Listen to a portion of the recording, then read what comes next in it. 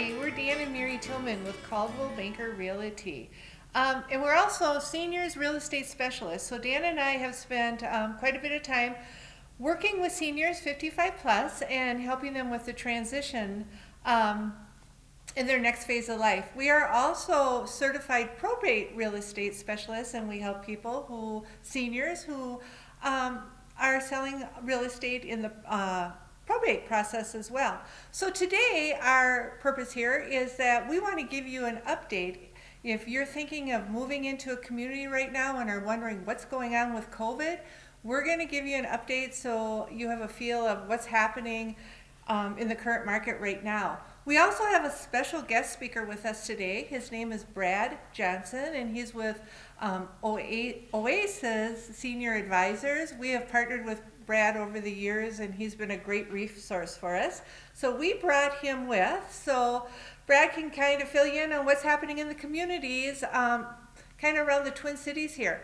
So we're going to start with Brad. He's going to kick it off, and Dan and I will follow up and let you know what's happening in that real estate market.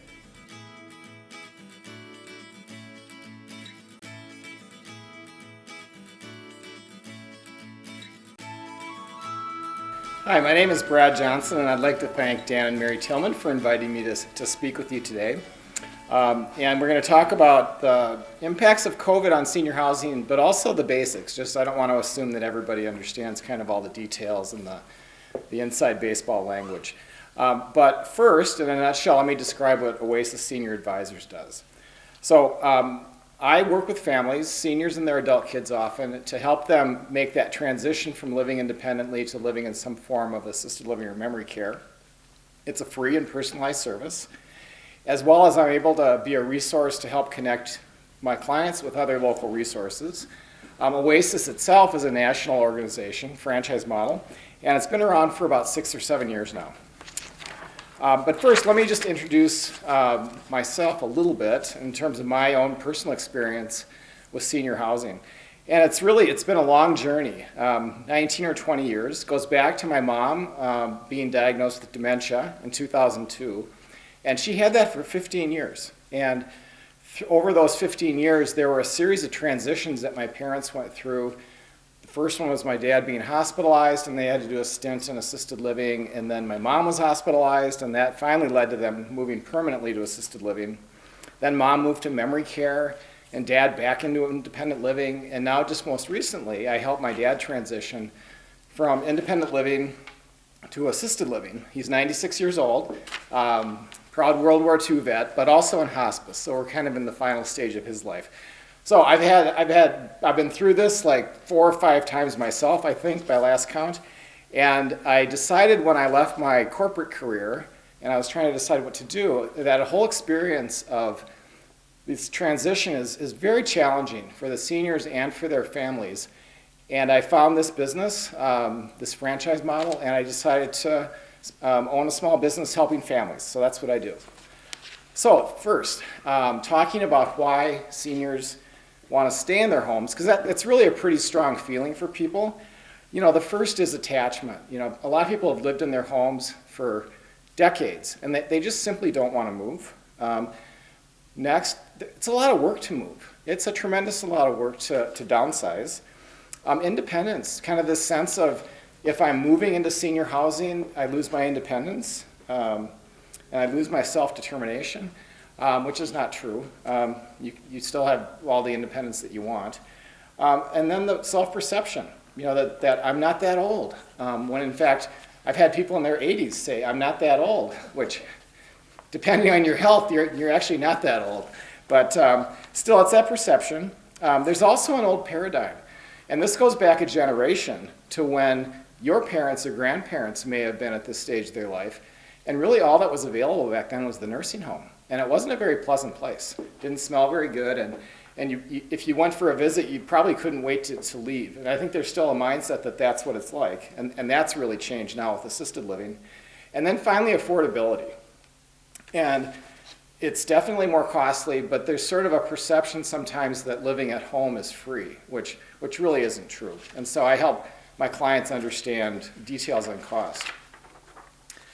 Then on kind of the flip side, once someone's ready to move, you know, what are some of the reasons why seniors make a move. As my slide shows, the number one, and I see this week in, week out, is some kind of significant health change for the individual or for one of the spouses. And it could be a stroke, it could be a fall, it could be some kind of cancer, it could be a change in their cognitive state. And so finally, as much as they want to stay at home, as they age, their health changes, and there's just simply, it's just not the best place for them any longer. And it's a hard realization to come to, but their kids are probably talking about it that way, their doctors are talking about it that way. Another reason why people want to move, and especially true now that we're in the winter season, that's when we're filming this, is just home maintenance and dealing with snow shoveling, or if you're in a home that you've had for a long time and things are starting to break down, and that's costly. There's another one, this one especially for people who are single or maybe widowed, and it's just this sense of peace and security of kind of taking care of that next step before they have to react in a kind of an urgent panic. I think the kids wish they had more influence on their parents, but that's about in fifth place in terms of the impact. But trust me, if you're a senior and you have kids, this is something that they think about and they worry about. And then finally, a desire for social interaction. And I think this one's probably underappreciated. When I get into the COVID detail, that is something that's really been adversely affected by the restrictions around COVID. But once we get past this, living in a community does present people with an opportunity to make new connections, make new friends, and just have a lot more social interaction. So moving on to this point about the adult children's perspective. So if you're an adult child, you might relate to this, or if you're a senior and you've got children, it might be useful to kind of see where they're coming from. But I call it the stress sandwich. So you've got this generation in the middle. Their parents are maybe in their 80s or 90s. Their kids are teenagers or in college. And it's a very stressful place. They're still working likely. They could be in very stressful jobs with limited paid time off or vacation to help their parents. They have needs of their own children, teenagers. I remember that senior year in high school was probably the hardest year in our household for my kids. And then you can have sibling dynamics across the brothers and sisters of these adult children who aren't necessarily on the same page about what the right next step for mom and dad is. And then there's a worry about if the parents are still driving and maybe there's cognitive impairment, that there's a risk of an accident. And then you get over onto, I guess, more on the parents' side is the kids, they may not understand their parents' finances, and so there's this worry, this fear about what happens if our parents outlive their resources, and then what comes next. Sometimes there's just physical and mental health changes, and then finally the living conditions that their parents are in. And these are all things that the adult children are worried about, and they're just kind of waiting maybe for that crisis to hit that's finally going to have to make a change, and there's a desire maybe to get ahead of that and try to prevent that from happening. I talked about finances, and that's a pretty important area because, a real hard truth with senior housing is that when somebody has care needs, it does get expensive. There's just no way around it. Many families, I know this was true in my family, the parents are very private about their finances. And so there's a lot of unknowns about what can they afford, what can't they afford. Money's very emotional.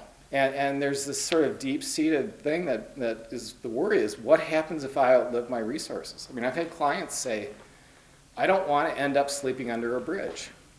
Fortunately, we live in Minnesota. We have a good safety net. And that shouldn't happen. That should never happen. But especially for people that choose to take the right steps and make moves in advance. We also have a generation now that grew up in the Depression, and so they've had a whole lifetime of living frugally and saving money. And now to sort of change and say that we have to start spending more money than our income, that's a real hard adjustment to make. But if finances are an issue, especially, it's really, really important to make the right choice, because there can be some bad choices and good choices, and that's when you get into this whole topic, which is a whole subject for a different presentation. about elderly waiver and state Medicaid support for seniors and safety net. When a senior has seen changes in their health, the first question is, can I remain at home?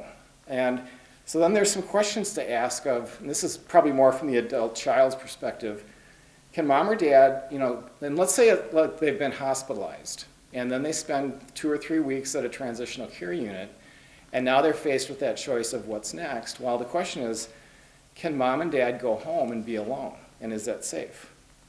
Or would mom and dad move in with one of their kids, or maybe move around? That's another one. Or would a family member move in and stay with mom or dad?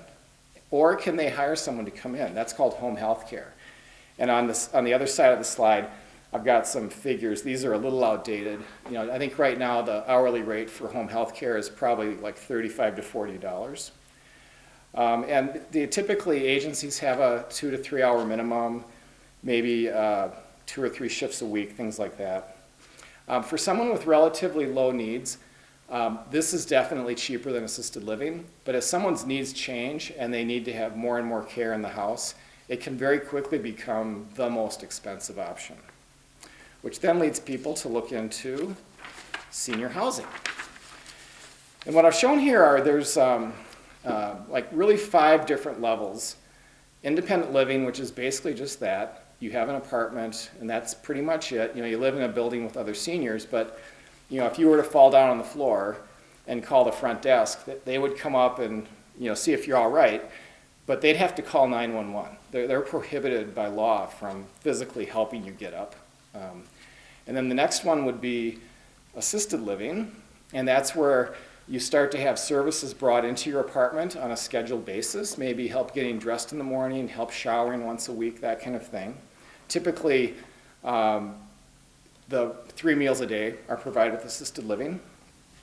Then we get into memory care, which really what's different about memory care from assisted living is that it's a secure environment, meaning the people that live there cannot leave.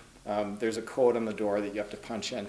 And this is really all about the concern of an individual. It's called wandering or elopement, which would be, if someone's agitated and they want to leave, they'll walk out the front door if they could, and they're vulnerable when they're cognitively impaired, and so you want to have them in a safe and secure environment. The other distinction with memory care is that the staffing levels are higher, and so if someone's needs are higher, that's probably a better place for them to be, because in both independent living and assisted living, there are many people who have received a mild cognitive impairment diagnosis. They're really at the beginning of that journey. And independent living and assisted living can still be a safe setting for them at that stage. But as it progresses, then you want to be in a place that does offer memory care.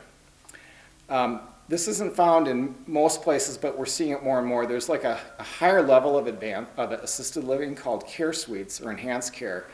And really the difference there is it's people who have needs throughout the day, and you just need to have a higher level of ratio of staff to residents. And then that bottom one is skilled nursing long-term care, and that's what we used to call the nursing home. The big distinction there is that they've got licensed nurses, RNs and LPNs, on the floor 24/7. And that's for people that really have high levels of needs, and it's kind of the last stage. But a goal for a lot of families is to be able to have their loved ones stay in a more kind of that assisted living form of housing for as long as possible, because it's just a more home-like environment. All right, now let's talk about COVID. The first thing I want to talk about was just day-to-day inside of the communities. Right away, big change was, things, communal activities like dining in the dining room, all the social activities. Back when all this began, that just came to a screeching halt. And pretty much you were on room service from then on, delivering meals to your apartment. As we've kind of loosened restrictions, now they're going back to dining in the dining rooms. There's usually some social distancing.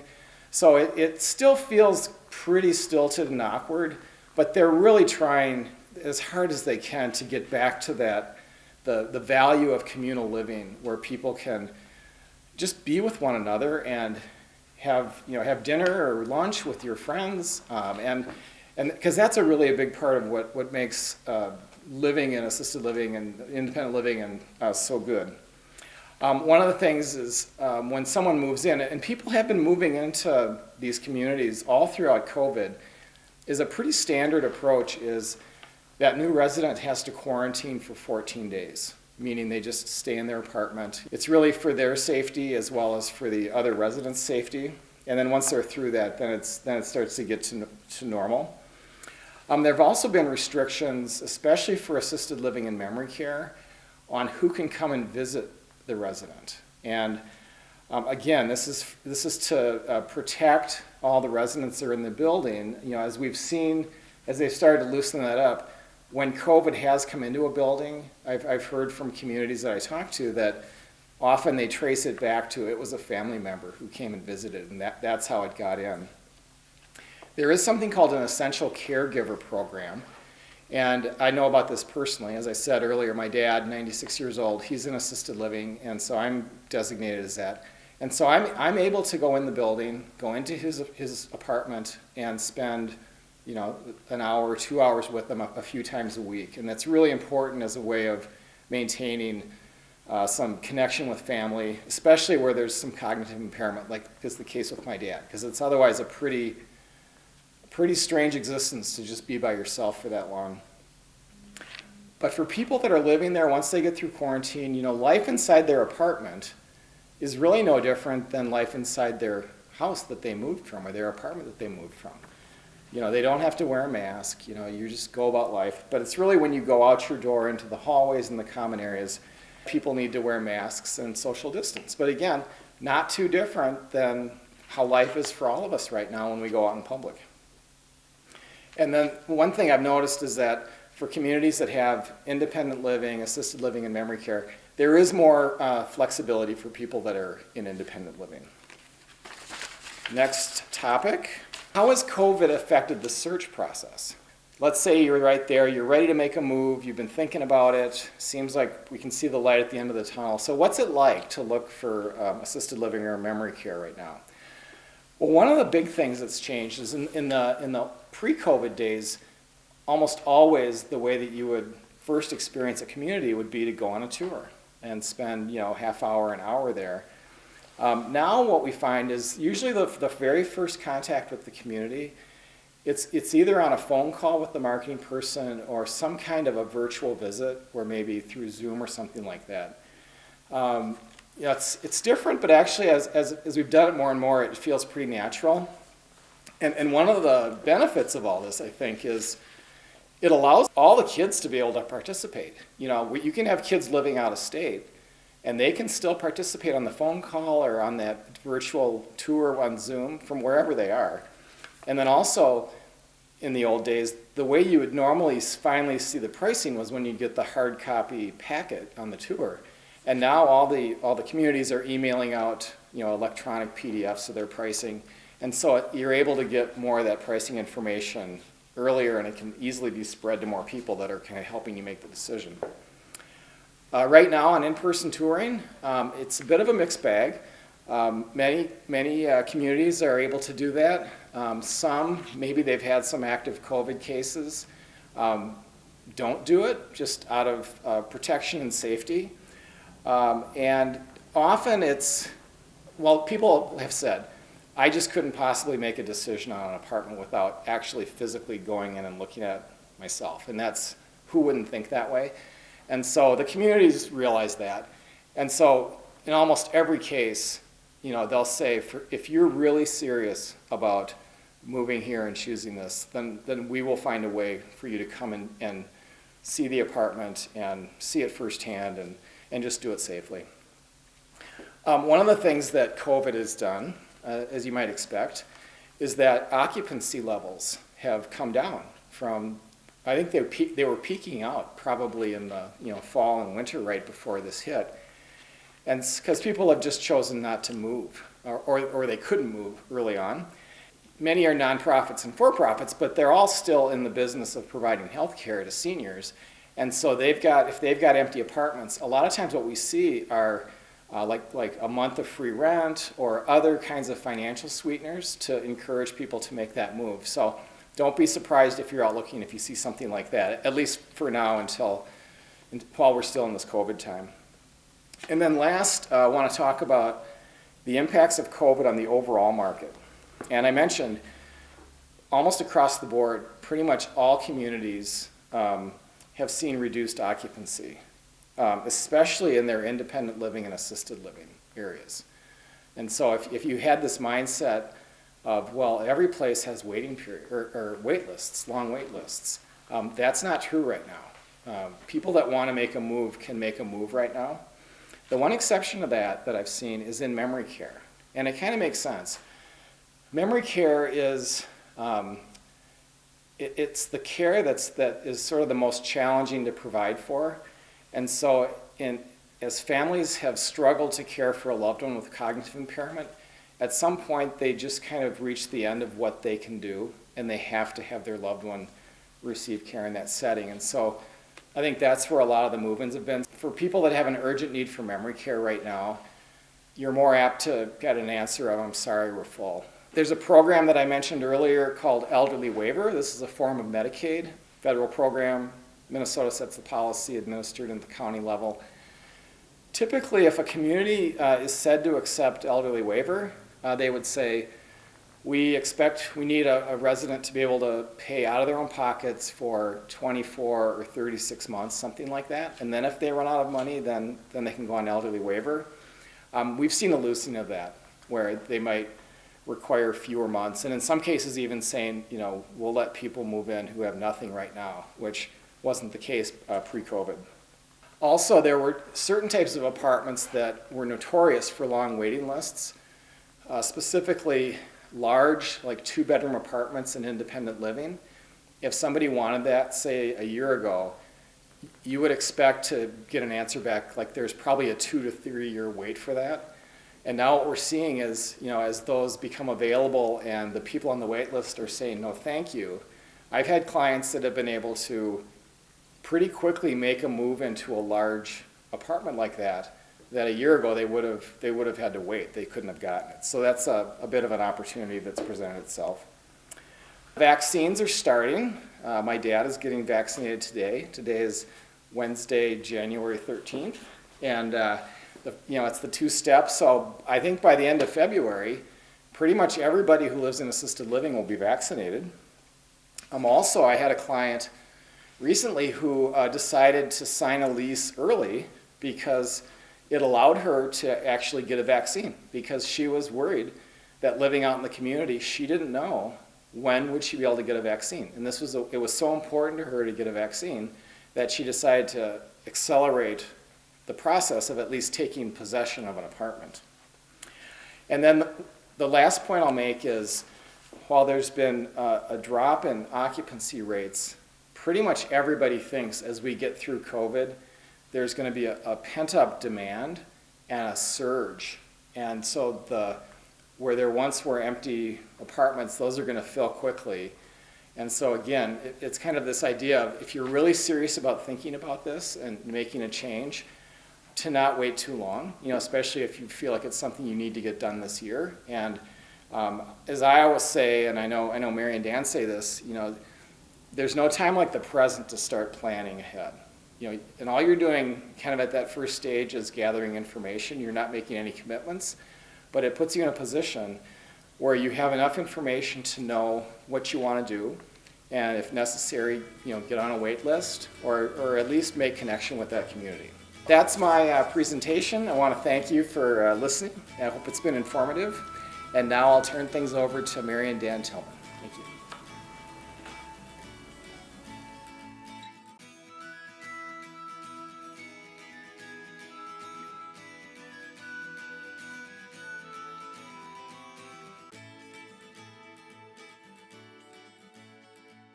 Thanks, Brad. We really appreciate that update.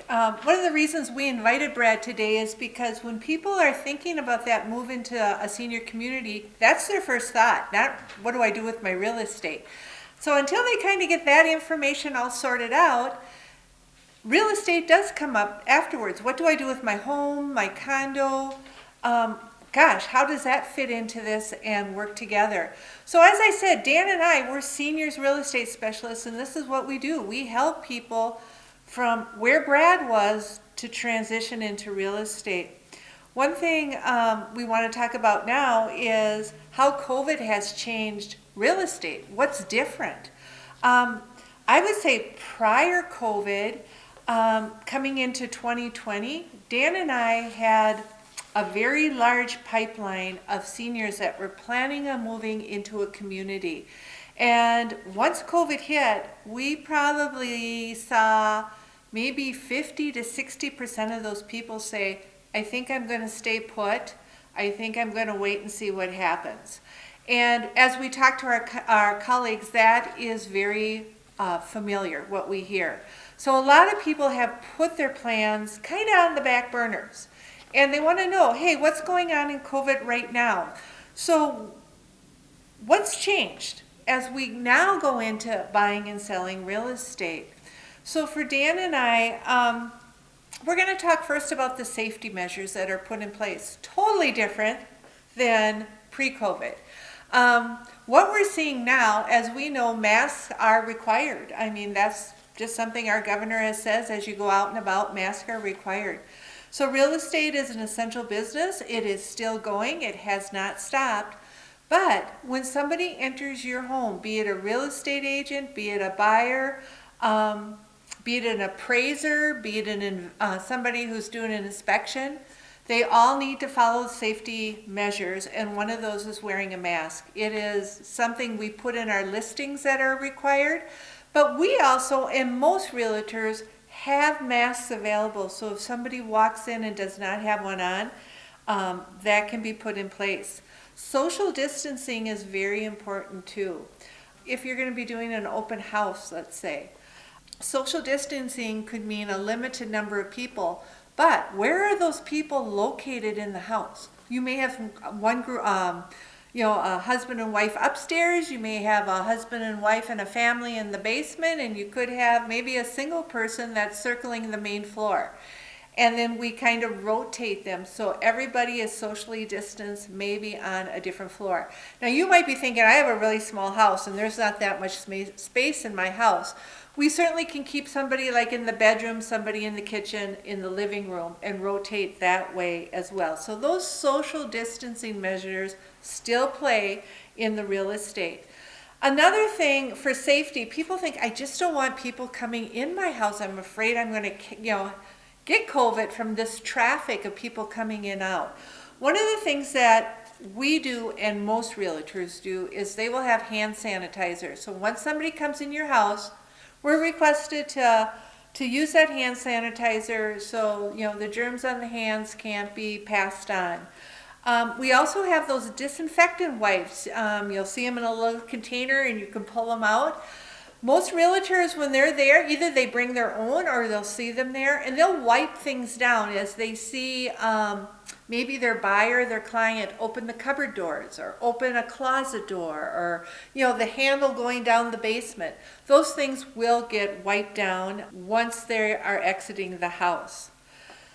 Before COVID, when you would have a showing for your house, a realtor actually could spend a whole hour in your house. They could book a showing to be there for an entire hour. We rarely see that. Once in a great while, but rarely do we see an hour showing. Some realtors have made their blocks for showing only 15 minutes. Probably more commonly, we see a half hour, and that's probably it. People are not allowed to stay in your house as long as they have. We certainly want to give them time to get a good feel for the house, to see the house, what it has to offer. And obviously they can spend time outside walking the boundaries, seeing the yard and the landscaping as well. But we have shortened that up so people are not in your house quite as long as they used to be. Also, prior to COVID, when realtors would book a showing, would bring their clients into your home to look at it, it wasn't unusual, for instance, if Dan and I brought a client, that there was a realtor already in the house. They had booked the same time we did. And we would still go ahead and perhaps go in, perhaps we would wait, or perhaps we would overlap. They would say, hey, we're upstairs, come on in. That's not happening anymore. When you book a showing, there's only one realtor with their clients in the house at a time. That overlap has totally stopped. We talked a little bit about the open houses and how we're limiting that by space and number of people. The really interesting thing, and I would say for us, or at least me, I should say the most challenging thing is when it comes to writing the offer. A lot of times we could bring a client into your house, they would say, oh, let me think about it. And then they say, yeah, we want to write an offer. Pre-COVID, we may sit down with them, we may talk about them. Hey, come on into my office. We sit at the conference room table and we write up the offer. Rarely does that happen anymore. We usually pick up the phone and have that same conversation, and we type up the offer and we email it to them for electronic signature. They will sign it electronically. It will come back to us. We will then send it to the listing or the seller's agent, and that seller's agent will then in return either email it to you. So like I said, Dan and I work with 55 plus. We work with many people who are 70, 80, and even 90, and they are not tech savvy. Electronic signature almost says, that's it, I'm not going to do it. So there's ways around it. We still visit if you want us to come and visit. We put our masks on and we social distance. We sit at the dining room table or where you'd like to sit, go through the contract, and you can hand sign it. So we still do that if one of our clients, any of our clients, are comfortable with that. Another thing we do though, if, no, I really don't want anybody in my house, and no, I'm not tech savvy. If you have children, if you have a neighbor, if you even have a friend that's a little tech savvy, has a computer, a laptop, we can help they can help you in that process. Even if you don't have an email address, if you give us permission to send it to a certain email address and somebody can walk through it, we can be on the phone with you talking all about the documents, what the offer is, you know, all the details of the offer. But for you, Mr. or Mrs. Seller, you sign electronically. That helper that's with you certainly can help you with that electronic signature. The last thing that's really changed with the safety issue of real estate are closings. Closings are when you sign the final documents, you hand over the key to your buyers, and the house is no longer yours, and you see this happy couple or a happy person taking over their new home. We used to do that in a conference room where the buyer was on one side of the table, the seller was on the other side. You had your both of your closing people that were walking you through the documents. You would have Dan and I, if we were representing you as the seller. You would have the buyer's realtor. It was a party. I mean, we had several people in there, and it was a party. That's not happening no more. Buyers have their own closing separately. It is in person. It is in a room where they are by themselves. And the seller has a closing by themselves in a room by themselves. There's no more of, realtors are not even allowed to represent them and be there. We can be in the lobby in the case you need paperwork. We can be close by in case there's questions, but you do have closing people that can help represent you through the paperwork. So that's been a huge, huge change. That doesn't even have to happen on the same day anymore. Many times the seller can close 2 or 3 days before the final closing date, and then the buyers will come on the closing date and they will close. Dan and I personally will collect your check for you if you have money coming back to you and deliver it to you. If you don't want that, we can direct deposit it into a bank account. We can FedEx it overnight. There's many different ways to get around that. So the way we do real estate certainly has changed with a lot of safety measures to protect you from COVID. And I would have to say that these measures have been very, very successful.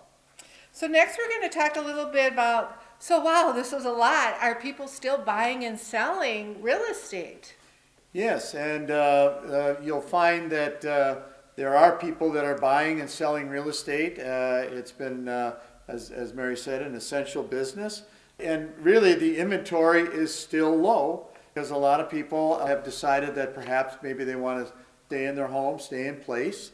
So therefore, the demand is up, and people are booking showings and getting their agent to get into any property that pops up on the market. It's kind of like a seller's market, and it's going on. It has been going on for quite some time. Then on top of that, the next thing is interest rates.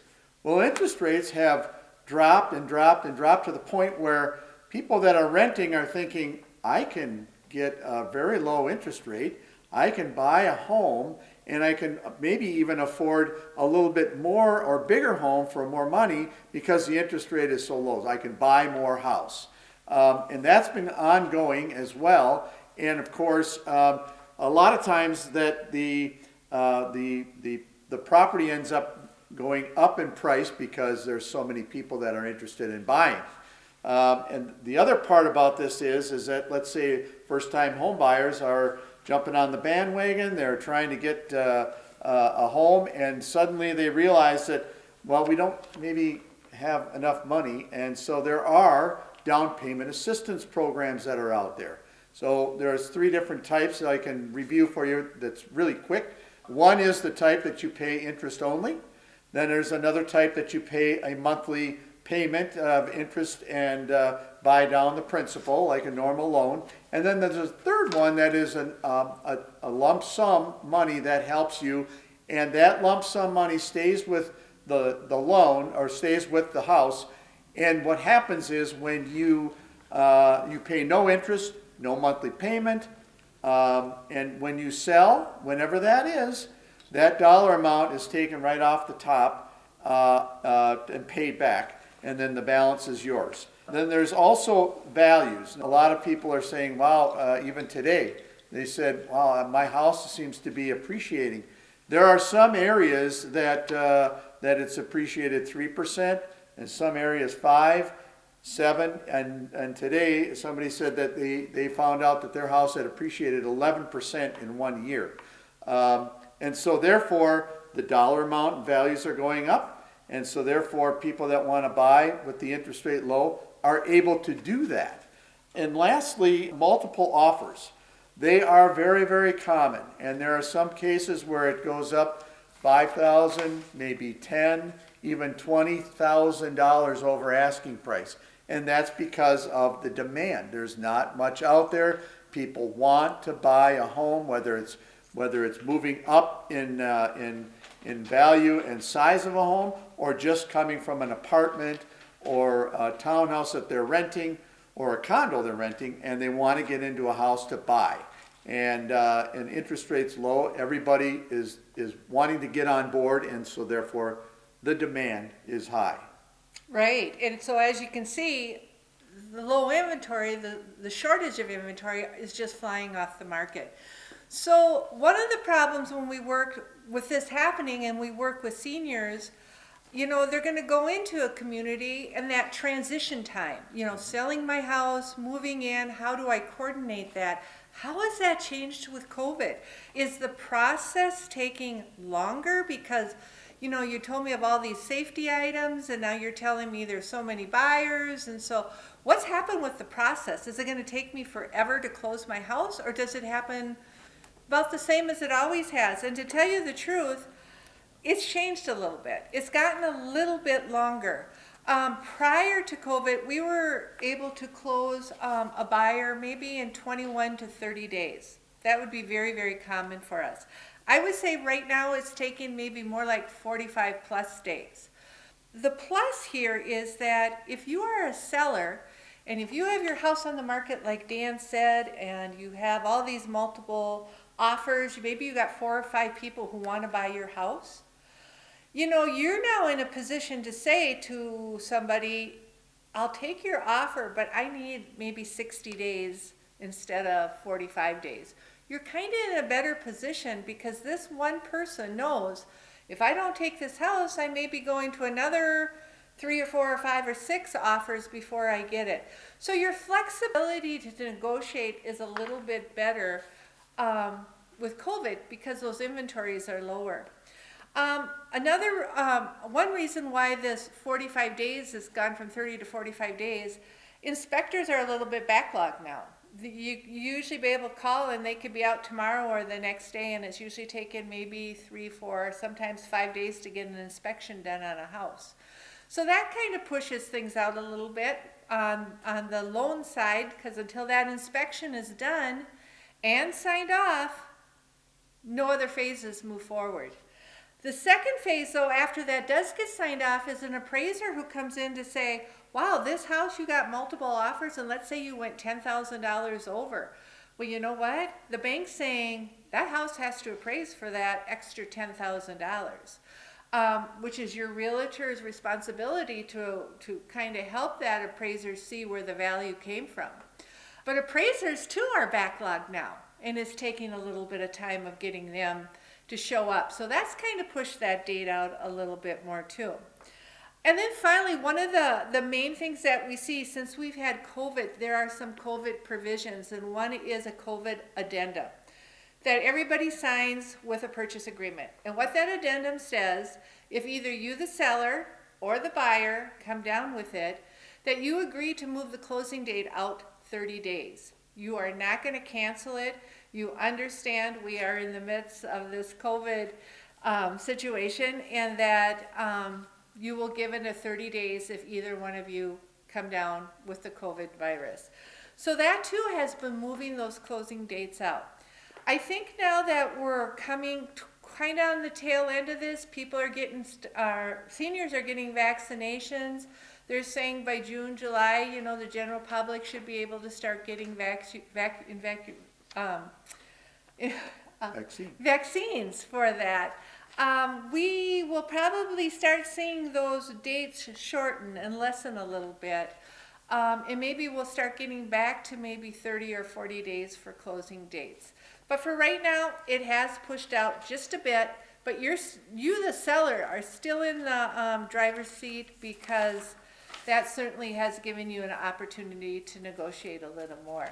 So these are kind of the three areas that most seniors are worried about for us is safety, what's going on in the market, and then is it taking me longer to actually get out of my house and get into that community? So I hope this was helpful for you. Lastly, our questions. And we are here and we'll be happy to answer any questions that you may have of the process. And thank you for watching.